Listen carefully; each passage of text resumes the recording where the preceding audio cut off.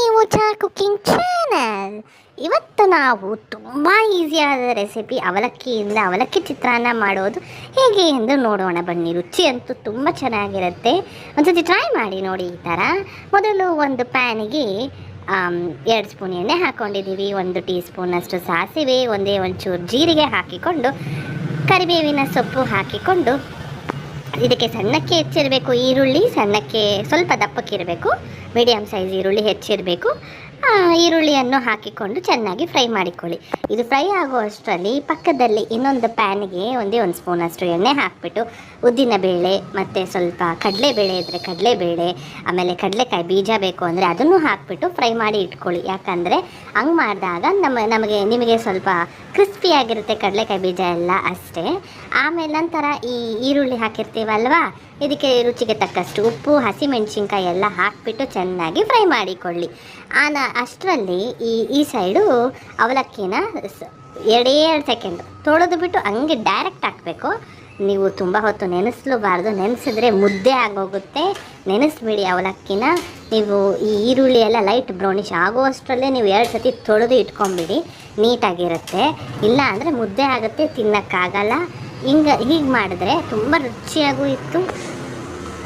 ಇದು ಬ್ರೇಕ್ಫಾಸ್ಟ್ಗೆ ಈಸಿಯಾಗಿ ಮಾಡುವ ರೆಸಿಪಿ ಇದು.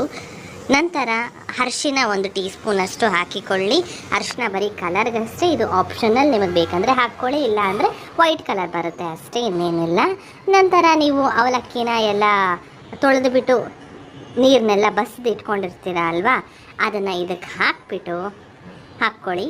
ನಾವು 2 ಕಪ್ಪು ಅವಲಕ್ಕಿನ ಹಾಕ್ಕೊಂಡು ತೊಳ್ಕೊಂಡಿದ್ದೀವಿ. ಇದನ್ನು ಅವಲಕ್ಕಿ ಹಾಕಿಬಿಟ್ಟು ಚೆನ್ನಾಗಿ ಮಿಕ್ಸ್ ಮಾಡ್ಕೊಳ್ಬೇಕು. ಫುಲ್ಲೆಲ್ಲ ಸೇಮ್ ನಾವು ಚಿತ್ರಾನ್ನಕ್ಕೆ ಮಾಡ್ತೀವಲ್ವ ಅದೇ ಥರನೇ. ಆಫ್ ಮಾಡಿಬಿಟ್ಟು ಸ್ಟವ್ನ ನಿಂಬೆಹಣ್ಣು ಹಿಂಡ್ಕೊಂಡಿದ್ದೀವಿ. ಅವಲಕ್ಕಿ ಹಾಕೋ ಅಷ್ಟರಲ್ಲೇ ನಾವು ಸ್ಟವ್ ಆಫ್ ಮಾಡ್ಕೊಂಡ್ಬಿಡಬೇಕು.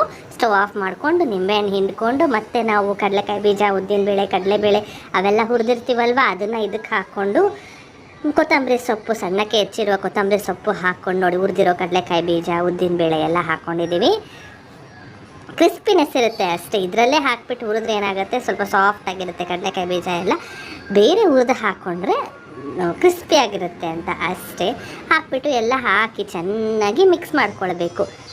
ಇದು ನಾವು ಅರಿಶಿನ ಹಾಕಿರೋದ್ರಿಂದ ಮಿಕ್ಸ್ ಮಾಡಿದಷ್ಟು ಎಲ್ಲೋ ಕಲರ್ ಆಗುತ್ತಲ್ಲ, ಅದಕ್ಕೋಸ್ಕರ ನೀವೇನಾದರೂ ಅರಿಶಿನ ಹಾಕಿಲ್ಲ ಅಂತ ಅಂದರೆ ಸುಮ್ಮನೆ ಹಂಗಂಗೆ ಮೇಲೆ ಮಿಕ್ಸ್ ಮಾಡಿಕೊಂಡ್ರೆ ಸಾಕಾಗುತ್ತೆ. ಮಿಕ್ಸ್ ಮಾಡಿದಷ್ಟು ಟೇಸ್ಟ್ ಇರುತ್ತೆ.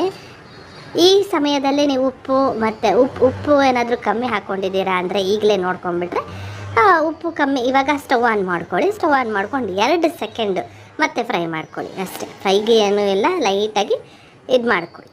ನಂತರ ಲಾಸ್ಟಿಗೆ ತೆಂಗಿನಕಾಯಿ ತುರಿ ಸರ್ವ್ ಮಾಡುವಾಗ ತೆಂಗಿನಕಾಯಿ ತುರಿ ಹಾಕ್ಕೊಟ್ಬಿಟ್ರೆ ಅವಲಕ್ಕಿ ಸವಿಯಲು ಸಿದ್ಧ. ರುಚಿಯಾದ ಅವಲಕ್ಕಿ ಚಿತ್ರಾನ್ನ ಸವಿಯಲು ಸಿದ್ಧ. ಮಾಡ್ಕೊಳ್ಳಿ, ತಿನ್ಕೊಳ್ಳಿ ಅವಲಕ್ಕಿ ಚಿತ್ರಾನ್ನ. ನಿಮಗೆ ನಮ್ಮ ಚಾನಲ್ ಇಷ್ಟವಾದಲ್ಲಿ ಪ್ಲೀಸ್ ಲೈಕ್, ಶೇರ್, ಸಬ್ಸ್ಕ್ರೈಬ್ ಮಾಡಲು ಮರೆಯಬೇಡಿ. Thank you for watching.